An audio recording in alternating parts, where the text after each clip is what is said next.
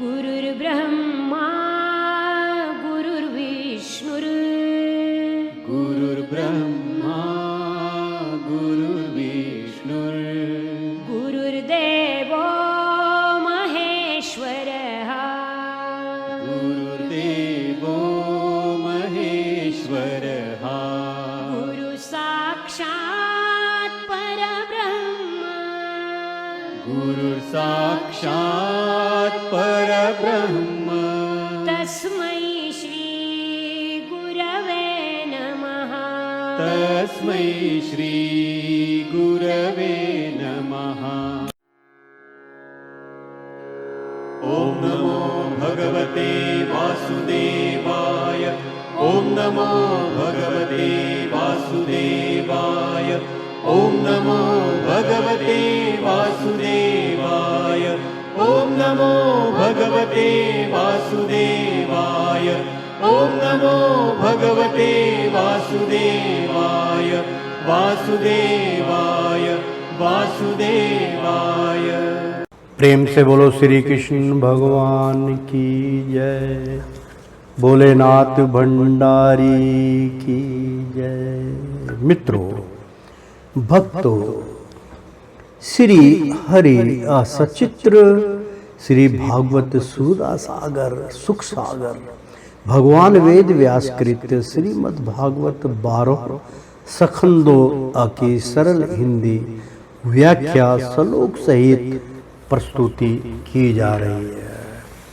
आचार्य श्री राजेंद्र कुमार सूर्यवंशी भगवान श्री कृष्ण की चरणों की धूल उनके शिष्य उनके मुख के द्वारा इस भागवत का प्रसाद वितरण कर रहे हैं। मित्रों, लेना मत भूलिए। प्रेम से बोलो श्री कृष्ण भगवान की जय।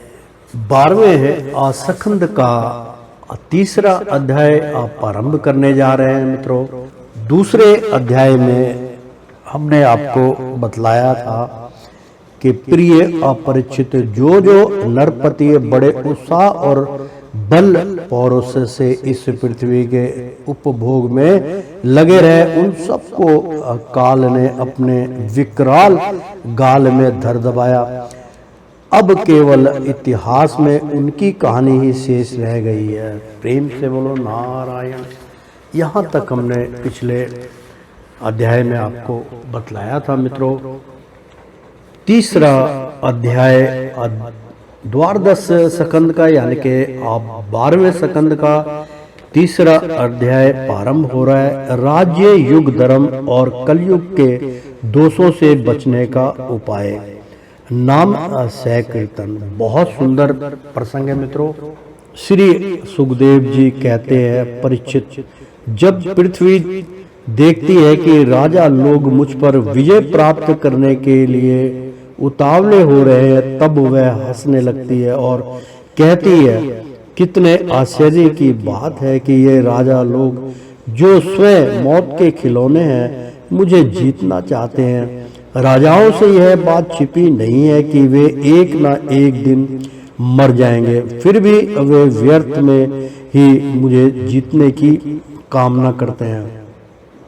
सचमुच इस कामना से अंधे होने के कारण ही वे पानी के बुलबुले के समान क्षण भंग के लिए शरीर पर विश्वास कर बैठते हैं और धोखा खाते हैं। वे सोचते हैं कि हम पहले मन के सहित अपनी 5 इंद्रियों पर विजय प्राप्त करेंगे, अपने भीतरी शत्रुओं को वश में करेंगे, क्योंकि उन्होंने जीते बिना बाहरी शत्रुओं को जीतना कठिन है। उसके बाद अपने शत्रु के मंत्रियों, अमंत्रियों, नागरिकों, नेताओं और समस्त सेना को भी वश में कर लेंगे।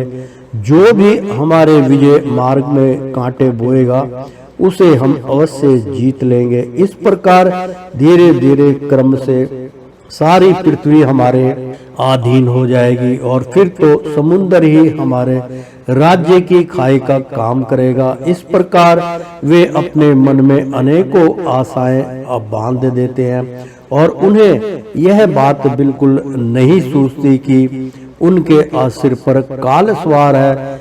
यहीं तक नहीं, तब एक दीप उनके वश में हो जाता है। तब वे दूसरे द्वीप पर विजय करने के लिए बड़ी शक्ति और उत्साह के साथ समुद्र यात्रा करते हैं। अपने मन को, इंद्रियों को वश में करके लोग मुक्ति प्राप्त करते हैं, परंतु ये लोग उनको वश में करके भी थोड़ा सा भूभाग ही प्राप्त करते हैं। इतने परिश्रम और आत्म संयम का यह कितना तुच्छ फल है। परीक्षित, पृथ्वी कहती है कि बड़े बड़े मनु और उनके वीर पुत्र मुझे ज्यों की त्यों छोड़कर जहां से आए थे वहीं खाली हाथ लौट गए, मुझे अपने साथ ना ले जा सके। अब ये मूर्ख राजा मुझे युद्ध में जीत कर वश में करना चाहते हैं। जिनके चित्त में यह बात दृढ़ मूल हो गई है कि यह पृथ्वी मेरी है, उन दुष्टों के राज्य में मेरे लिए पिता, पुत्र और भाई भाई भी आपस में लड़ बैठते हैं। वे आपस पर इस प्रकार कहते हैं कि ओ मूढ़, यह सारी पृथ्वी मेरी ही है, तेरी नहीं। इस प्रकार राजा लोग एक दूसरे को कहते सुनते हैं, एक दूसरे से सर्पदरा करते हैं, मेरे लिए एक दूसरे को मारते हैं और स्वयं मर मिटते हैं। पृथु, पुरुरवा, गाधी, नहुष, भरत, शत्रुभाव, अर्जुन, मंधाता, सगर, राम, खटवाण, धुंधुमार, रघु, तृणबिंदु, ययाति, या शर्वती, संतनु, गय, भागीरथ,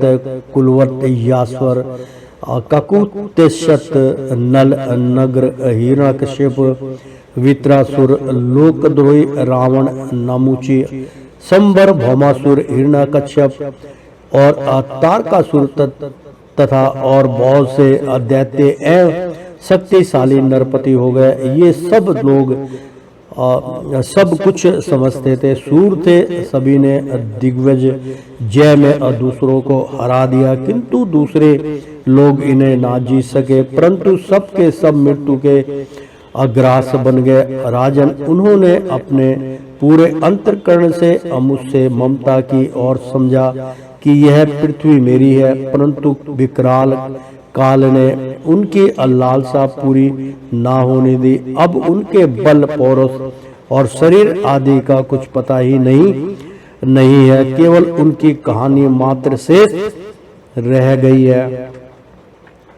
परीक्षित, संसार में बड़े बड़े प्रतापी और महान पुरुष हुए हैं, वे लोगों में अपने यश का विस्तार करके यहाँ से चल बसे। मैंने तुम्हें ज्ञान और वैराग्य का उपदेश करने के लिए ही उनकी कथा सुनाई है। यह सब वाणी का विलास मात्र है, इसमें परमार्थक सत्य कुछ भी नहीं है। भगवान श्री कृष्ण का गुणा अनुवाद समस्त मंगलों का नाश करने वाला है। बड़े बड़े महात्मा उसकी गान करते रहते हैं। जो भगवान श्री कृष्ण के चरणों में अनन्य प्रेममयी भक्ति की लालसा रखता है, वो निरंतर उसे नित्य निरंतर भगवान के दिव्य गुणा अनुवाद का ही स्वर्ण करते रहना चाहिए। राजा परीक्षित ने पूछा, भगवान, मुझे तो कलयुग में राशि राशि दोष ही दिखाई दे रहे हैं। उस समय लोग किस उपाय से उस दोषों का नाश करेंगे? उसके अतिरिक्त युगों का स्वरूप, उनके धर्म कल्प की स्थिति और प्रलय काल के अम्मान एवं सर्वव्यापक सर्वशक्तिमान भगवान के काल रूप का भी यथावर्त वर्णन कीजिए। श्री सुखदेव जी कहते हैं, परीक्षित, सतयुग में धर्म के चार चरण होते हैं। वे चरण हैं सत्य, दया, तप और दान। उस समय के लोग पूरी निष्ठा के साथ अपने अपने धर्म का पालन करते हैं। धर्म स्वयं भगवान का स्वरूप है। सतयुग के लोग बड़े संतोषी और दयालु होते हैं। वे सबसे मित्रता का व्यवहार करते हैं और शांत रहते हैं। इंद्रियां और मन उनके वश में रहते हैं और सुख दुख आदि द्वंद्वों को वे असमान भाव से सहन करते हैं। अधिकांश लोग तो समदर्शी और आत्माराम होते हैं और बाकी लोग सब रूप परिस्थिति के लिए अभ्यास में तत्पर रहते हैं। परिचित धर्म के असमान अधर्म के भी 4 चरण हैं: असत्य, हिंसा, असंतोष और कलह। त्रेता युग में उनके प्रभाव से धीरे धीरे धर्म के सत्य आदि चरणों का चतुर्थांश क्षीण हो गया और हो जाता है। राजन, उस समय वर्णों में ब्राह्मणों की प्रधानता अक्षुण रहती है। लोगों में अत्यंत हिंसा और लंपटता का अभाव रहता है। सभी लोग कर्म कांड और तपस्या में निष्ठा रखते हैं और अर्थ, धर्म एवं काम रूप त्रिवर्ग का सेवन करते हैं। अधिकांश लोग कर्म प्रतिपादक वेदों के पारदर्शी विद्वान होते हैं। द्वापर युग में हिंसा, असंतोष, झूठ और द्वेष, अधर्म के इन चरणों की वृद्धि हो जाती है एवं इनके कारण धर्म के 4 चरण तपस्या, सत्य, दया और दान आधे आधे क्षीण हो जाते हैं। उस समय के लोग बड़े यशस्वी, कर्मकांडी और वेदों के अध्ययन अध्यापन में बड़े तत्पर होते हैं। लोगों के कुटुंब बड़े बड़े होते हैं। प्राय लोग धनाढ्य एवं सुखी होते हैं। उस समय वाणों में क्षत्रिय और ब्राह्मण 2 वाणों की अपदानता रहती है। कलयुग में तो अधर्म के 4 चरण अत्यंत बढ़ जाते हैं।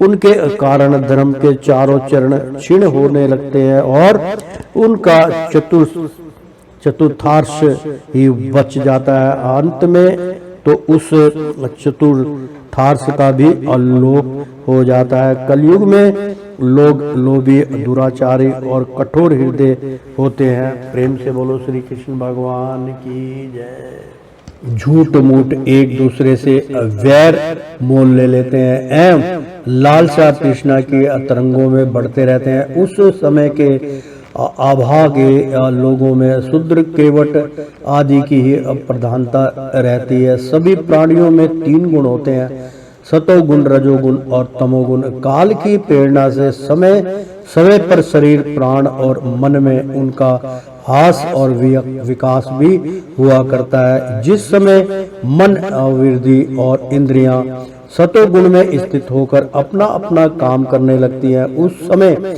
सतयुग समझना चाहिए। सतगुणों की प्रधानता के समय मनुष्य ज्ञान और तपस्या से अधिक प्रेम करने लगता है। जिस समय मनुष्य की प्रवृत्ति और रुचि धर्म, अर्थ और लौकिक परलौकिक सुख भोगों की ओर होती है तथा शरीर, मन एवं इंद्रियां रजोगुण में स्थित होकर काम करने लगती है, बुद्धिमान परीक्षित समझना चाहिए कि उस समय त्रेता युग अपना काम कर रहा है। जिस समय लोभ, असंतोष, अभिमान, दंभ और मत्सर आदि दोषों का बोलबाला हो और मनुष्य बड़े उत्साह तथा रुचि के साथ सकाम कर्मों में लगना चाहे, उस समय द्वापर युग समझना चाहिए। अवश्य ही रजोगुण और तमोगुण की मिश्रित प्रधानता का नाम ही द्वापर युग है।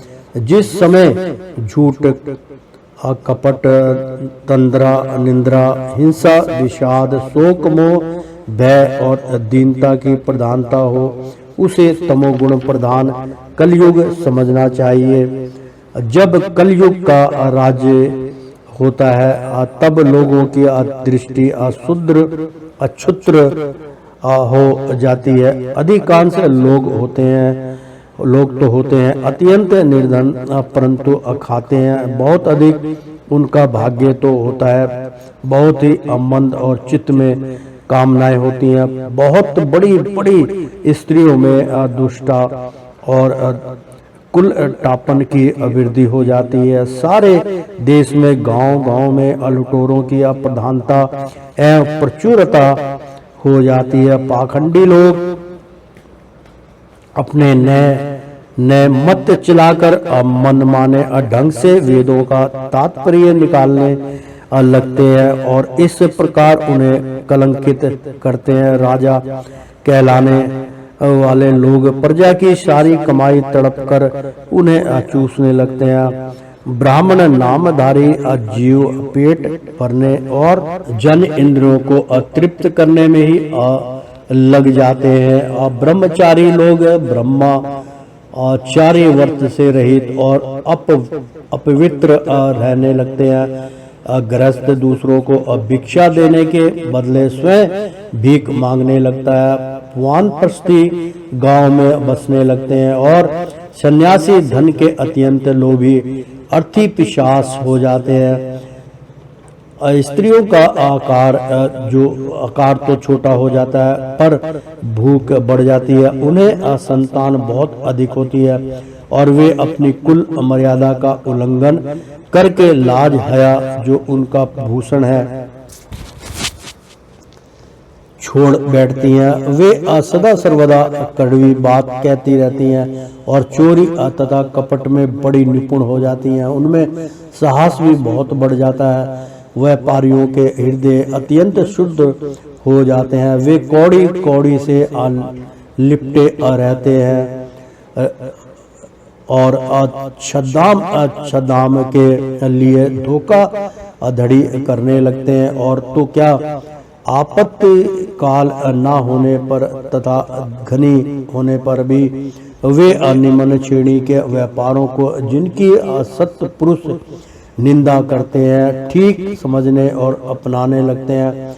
स्वामी चाहे सर्वश्रेष्ठ ही क्यों ना हो, जब सेवक लोग देखते हैं कि इसके पास धन दौलत नहीं रही तब उसे छोड़कर भाग जाते हैं। सेवक चाहे कितना भी पुराना क्यों ना हो, परंतु जब वह किसी अविपत्ति में पड़ जाता है तब स्वामी उसे छोड़ देते हैं। और तो क्या जब गौएं बाकेन हो जाती हैं, दूध देना बंद कर देती हैं, तब वो लोग उनका भी परित्याग कर देते हैं। प्रिय परीक्षित, कलयुग के मनुष्य बड़े ही अलंपट हो जाते हैं। प्रेम से बोलो नारायण नारायण।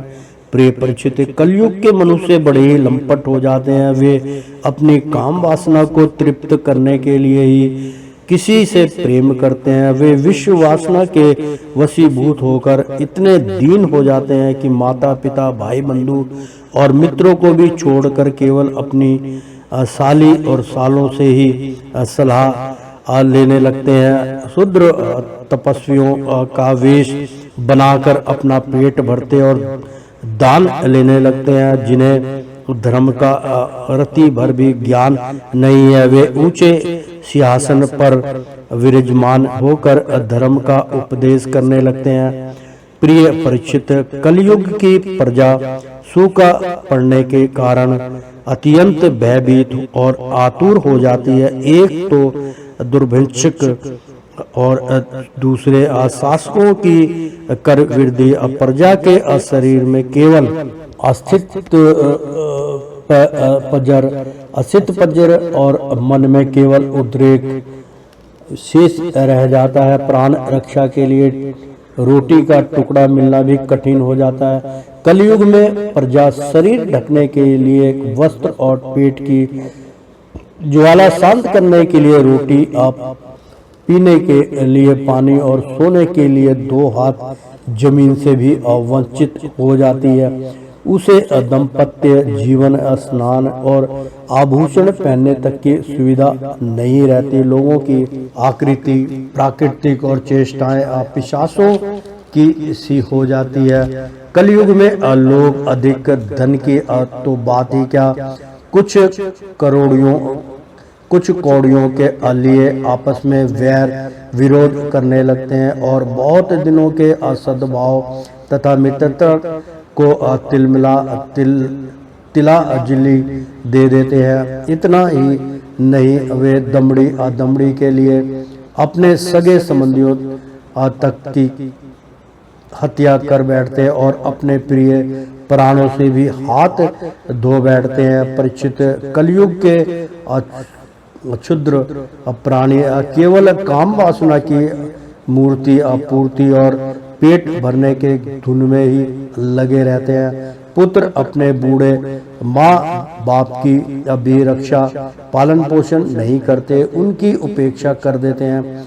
और पिता अपने निपुण से निपुण सब कामों में योग्य पुत्रों की भी परवाह नहीं करते, उन्हें अलग कर देते हैं। परीक्षित, श्री भगवान की चराचर जगत के परम पिता और परम गुरु हैं। इंद्र ब्रह्मा आदि त्रिलोक अधिपति उनके चरण कमलों में आप अपना सिर झुकाकर स्वर समर्पण करते रहते हैं। उनका ऐश्वर्य अनंत है और वे एक रस अपने स्वरूप में स्थित हैं, परंतु कलयुग में लोगों में इतनी अमूढ़ता फैल जाती है, पाखंडियों के कारण लोगों का चित्त इतना भटक जाता है कि प्राय लोग अपने कर्म और भावनाओं के द्वारा भगवान की पूजा से भी विमुख हो जाते हैं। मनुष्य मरने के समय आतुरता की स्थिति में अथवा गिरते या फिसलते समय विवश होकर भी यदि भगवान के किसी एक नाम का उच्चारण कर ले तो उसके सारे कर्म बंधन छिन्न भिन्न हो जाते हैं और उसे उत्तम से उत्तम गति प्राप्त होती है। परंतु हाय रे कलयुग से प्रभावित होकर लोग उन भगवान की आराधना से भी विमुख हो जाते हैं। परीक्षित, कलयुग के अनेकों दोष हैं, कुल वस्तुएं दोषित हो जाती हैं, स्थानों में भी दोष की अप्रधानता हो जाती है। सब दोषों का मूल स्रोत तो अंतःकरण है ही, परंतु जब पुरुषोत्तम भगवान हृदय में आ विराजते हैं तब उनकी शनि धीमा मात्र से ही सब के सब दोष नष्ट हो जाते हैं। भगवान के आरूप गुण लीला धाम और नाम के स्वर्ण सैकीर्तन ध्यान पूजन और आदर से वे मनुष्य के हृदय में आकर विराजमान हो जाते हैं। और एक दो जन्म के पापों की तो बात ही क्या है, हजारों जन्मों के पाप के ढेर भी क्षण भर में भस्म हो जाते हैं, भस्म कर देते हैं। जैसे सोने के साथ संयुक्त होकर अग्नि उसके धातु संबंधी मलिनता आदि दोषों को नष्ट कर देती है, वैसे ही साधकों के हृदय में स्थित होकर भगवान विष्णु उनके अशुभ संस्कारों को सदा के लिए मिटा देते हैं। परीक्षित, विधा तपस्या प्राणायाम समस्त प्राणियों के प्रति मित्र भाव तीर्थ स्नान वर्त दान और जप आदि किसी भी साधन से मनुष्य के अंतःकरण की वैसी वास्तविक शुद्धि नहीं होती है जैसी शुद्धि भगवान पुरुषोत्तम के हृदय में विराजमान हो जाने पर होती है। प्रेम से बोलो श्री कृष्ण भगवान की जय। परीक्षित, अब तुम्हारी मृत्यु का समय निकट आ गया है, अब सावधान हो जाओ, पूरी शक्ति से और अंतःकरण की सारी वृत्तियों से भगवान श्री कृष्ण को अपने हृदय सिंहासन पर बैठा लो। ऐसा करने के अवश्य ही तुम्हें परम गति ही प्राप्ति होगी। जो लोग मृत्यु के निकट पहुंच रहे हैं उन्हें सब प्रकार से परम ऐश्वर्यशाली भगवान का ही ध्यान करना चाहिए। प्यारे परीक्षित, सबके परम आश्रय और सर्व आत्मा भगवान अपना ध्यान कराने वालों को अपने स्वरूप में लीन कर लेते हैं, उसे अपना स्वरूप बना लेते हैं। परीक्षित, यूं तो कलयुग दोषों का खजाना है, परंतु इसमें एक बहुत बड़ा गुण है। वह गुण यही है कि कलयुग में केवल भगवान श्री कृष्ण का सैकीर्तन करने मात्र से ही सारी आसक्तियां छूट जाती है और परमात्मा की प्राप्ति हो जाती है। सतयुग में भगवान का ध्यान करने से त्रेता में बड़े बड़े यज्ञों के द्वारा उनकी आराधना करने से और द्वापर में विधि पूर्वक उनकी पूजा सेवा से जो फल मिलता है वह कलयुग में केवल भगवान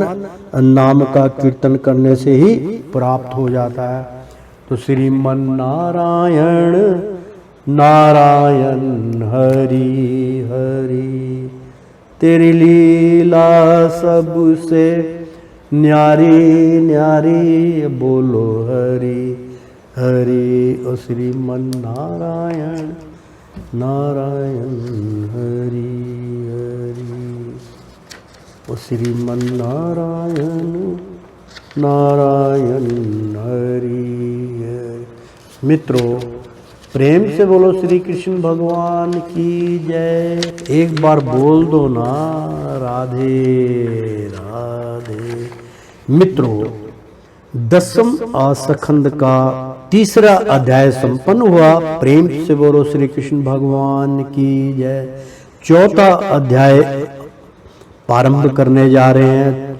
4 प्रकार के प्रलय श्री सुखदेव जी कहते हैं, परीक्षित, 3रे सखंड में आप परमाणु से लेकर द्वापर धर पर्यटन काल का स्वरूप और एक एक युग कितने कितने वर्षों का होता है, ये मैं तुम्हें अब बतला चुका हूँ। अब तुम कल्प की स्थिति और उसके प्रलय का वर्णन भी सुनो। राजन, 1000 चतुर्योगी का ब्राह्मण का एक दिन होता है, यानी कि चतुर्युगी का जो होता है वो मतलब बहुत शुभ समय माना गया है मित्रों, चतुर्युगी का। और ब्राह्मण का एक दिन होता है।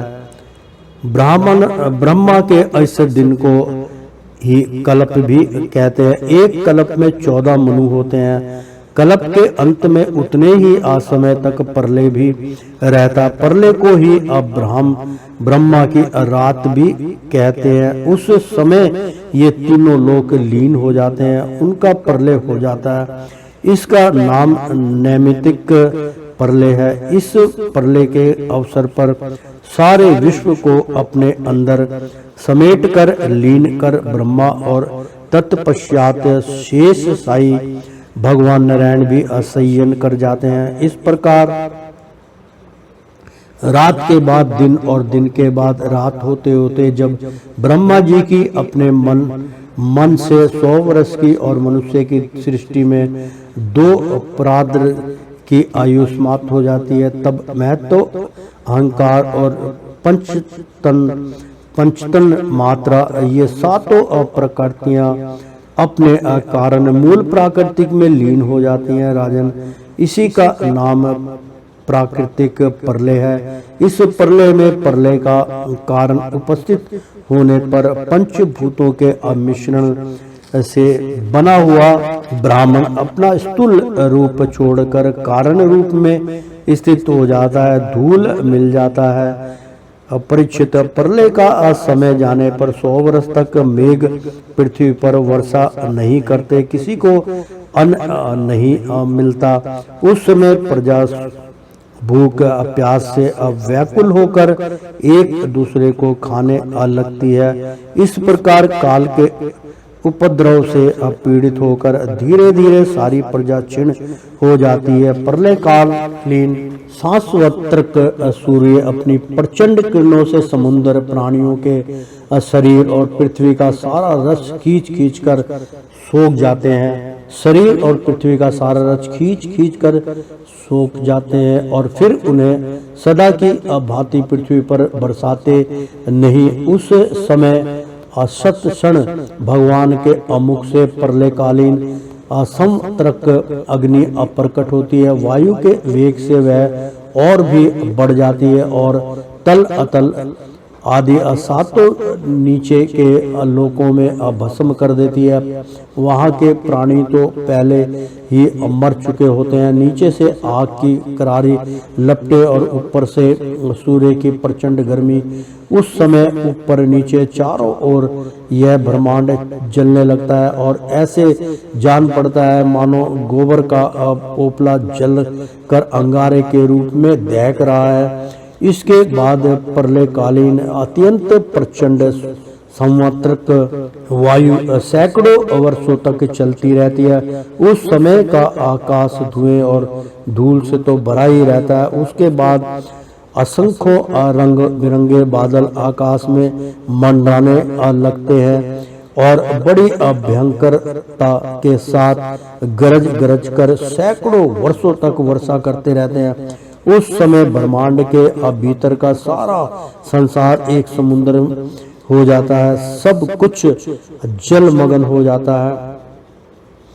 इस प्रकार जब जल प्रलय हो जाता है तब जल पृथ्वी के विशेष गुण गंध को ग्रास लेता है, अपने में लीन कर लेता है। गंध गुण के जल में लीन हो जाने पर पृथ्वी का प्रलय हो जाता है। वह जल में घुल मिलकर जल रूप बन जाती है।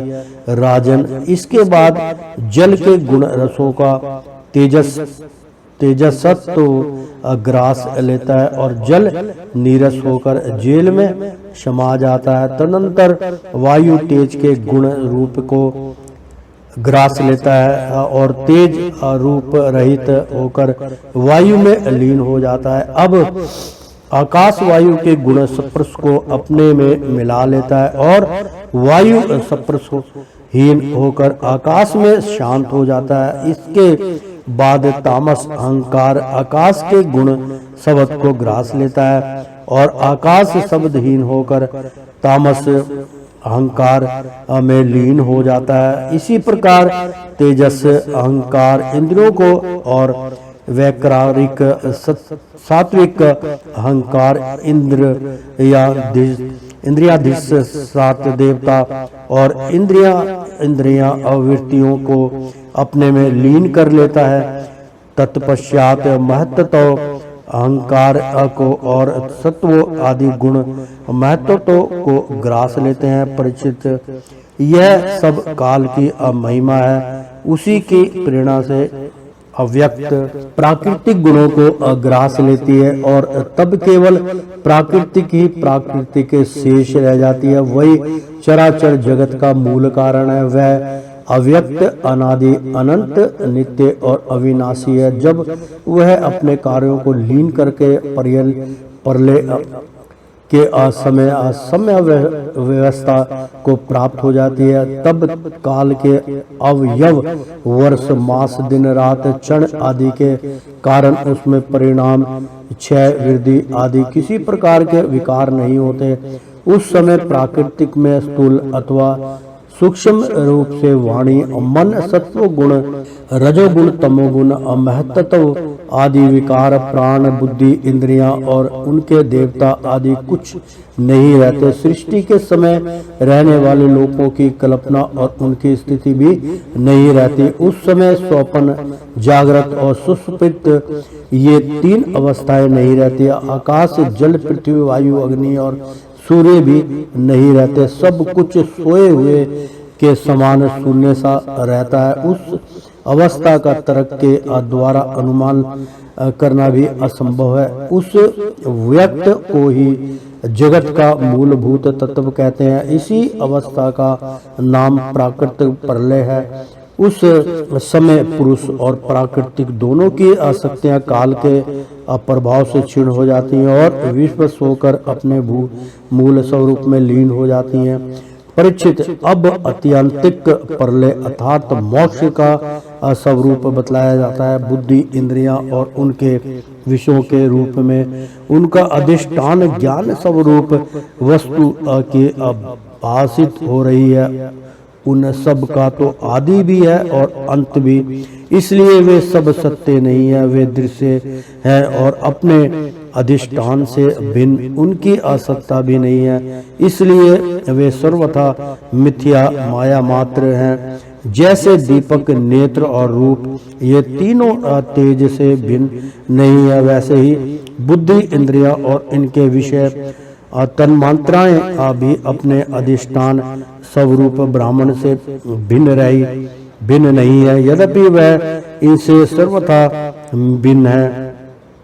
जैसे रज्जु रूप अधिष्ठान में अध्यस्त सर्प अपने अधिष्ठान से पृथक नहीं है, परंतु अध्यस्त सर्प से अधिष्ठान का कोई संबंध नहीं है। परिचित, जागृत, स्वप्न और सुषुप्त, ये तीनों अवस्थाएं अबुद्धि की ही है। अतः इनके कारण अंतरात्मा में जो विश्व तेजस और प्रज्ञारूप नानात्व की प्रतीति होती है, वह केवल माया मात्र बुद्धिगत नानात्व का एकमात्र सत्य आत्मा से कोई संबंध नहीं है। यह विश्व उत्पत्ति और प्रलय से ग्रस्त है, इसलिए अनेक अवयवों का समूह अवयवी है। अतः यह कभी ब्रह्मा में होता है और कभी नहीं होता। ठीक वैसे ही जैसे आकाश में मेघमाला कभी होती है और कभी नहीं होती है।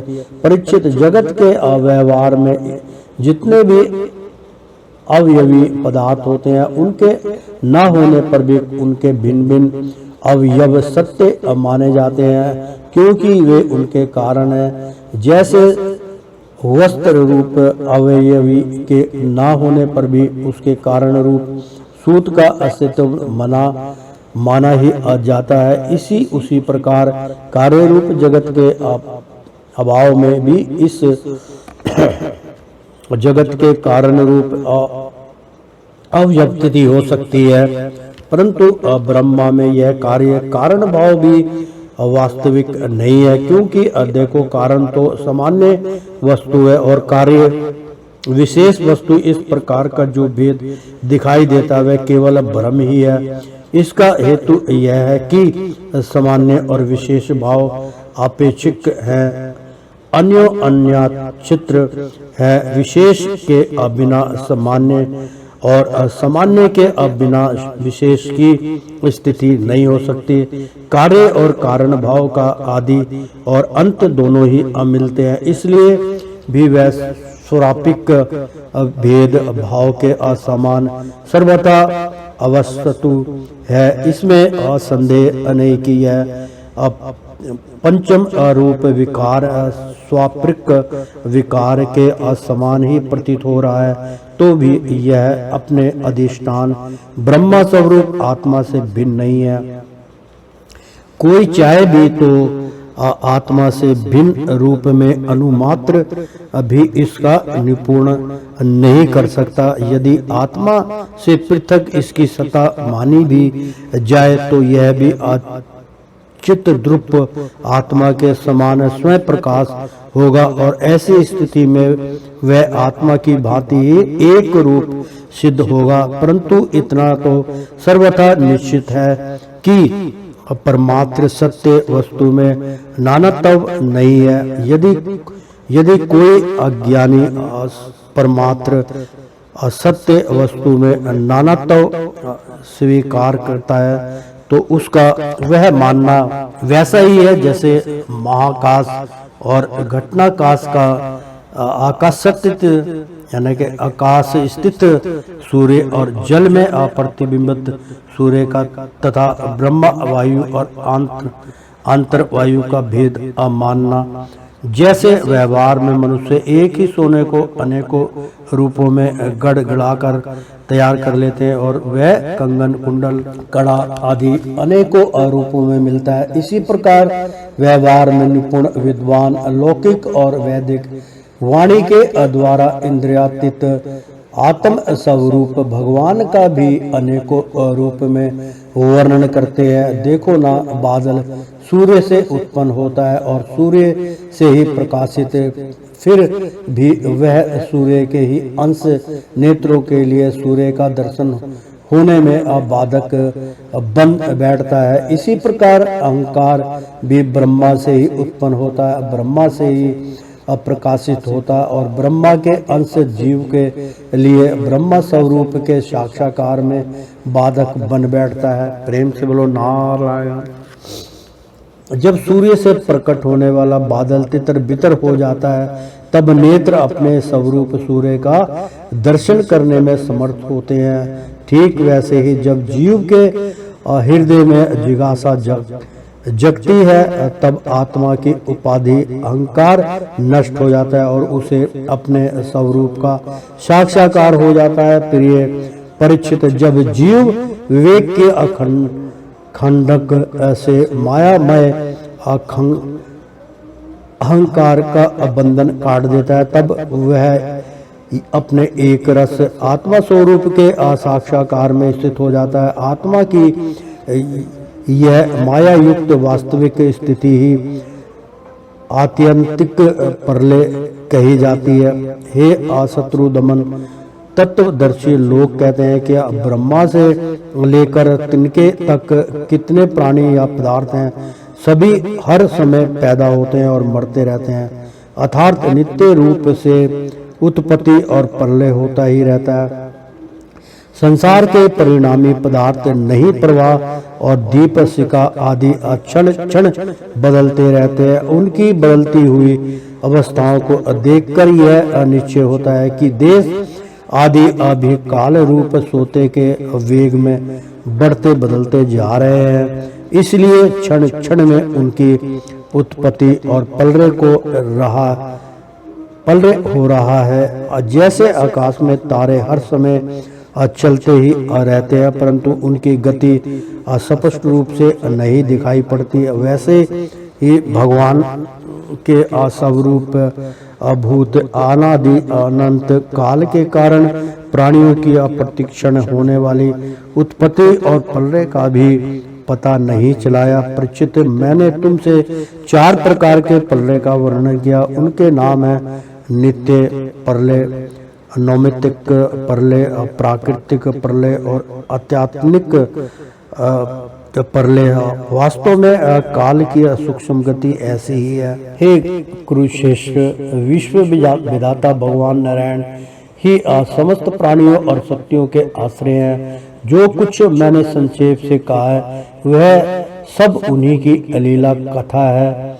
भगवान की अलीलाओं का पूर्ण वर्णन तो स्वयं ब्रह्मा जी भी नहीं कर सकते। जो लोग अत्यंत दुस्तर संसार सागर से पार जाना चाहते हैं, अथवा जो लोग अनेकों प्रकार के दुख दानव दवानल से दग्ध हो रहे हैं, उनके लिए पुरुषोत्तम भगवान की लीला कथा रूप रस के सेवन के अतिरिक्त और कोई साधन, कोई नौका नहीं है। ये केवल लीला और रसयान का सेवन करने की अपना मनोरथ सिद्ध कर सकते हैं। प्रेम से बोलो श्री कृष्ण भगवान की जय। जो कुछ मैंने तुम्हें सुनाया यही श्री मद् भागवत पुराण है। इसे सनातन ऋषि नर नारायण ने पहले देव ऋषि नारद को सुनाया था और उन्होंने मेरे पिता महर्षि कृष्ण दैत्यायन को महाराज उन्हीं बद्री वन बिहारी भगवान श्री कृष्ण द्वैपायन ने प्रसन्न होकर मुझे इस वेद अतुल्य श्री भागवत संहिता का उपदेश किया। कुरुश्रेष्ठ आगे चलकर जब शौकन आदि ऋषि 9वें शरण क्षेत्र में बहुत बड़ा सत्र करेंगे, तब उनके प्रसन्न करने पर पौराणिक वक्ता श्री सूत जी उन लोगों को इस संहिता का स्मरण कराएंगे। तो श्रीमन नारायण नारायण हरि हरि, तेरी लीला सबसे न्यारी न्यारी, बोलो हरि हरि। ओ श्रीमन नारायण नारायण हरि हरि। प्रेम से बोलो श्री कृष्ण भगवान की जय। मित्रों एक बार बोल दो ना राधे राधे। मित्रों 10वें स्कंद का महत्वपूर्ण भागवत चल रही है। 4था अध्याय संपन्न हुआ। प्रेम से बोलो विष्णु नारायण भगवान की जय। और श्रीमन नारायण नारायण हरि हरि, तेरी लीला सबसे न्यारी न्यारी, बोलो हरि हरि। ओ श्रीमन नारायण नारायण हरि हरि। ओ लक्ष्मी नारायण नारायण हरि। प्रेम से बोलो लक्ष्मी नारायण की जय, भोलेनाथ भंडारी की जय, माँ लक्ष्मी की जय, माँ दुर्गे की जय। प्रेम से बोलो श्री कृष्ण भगवान की जय।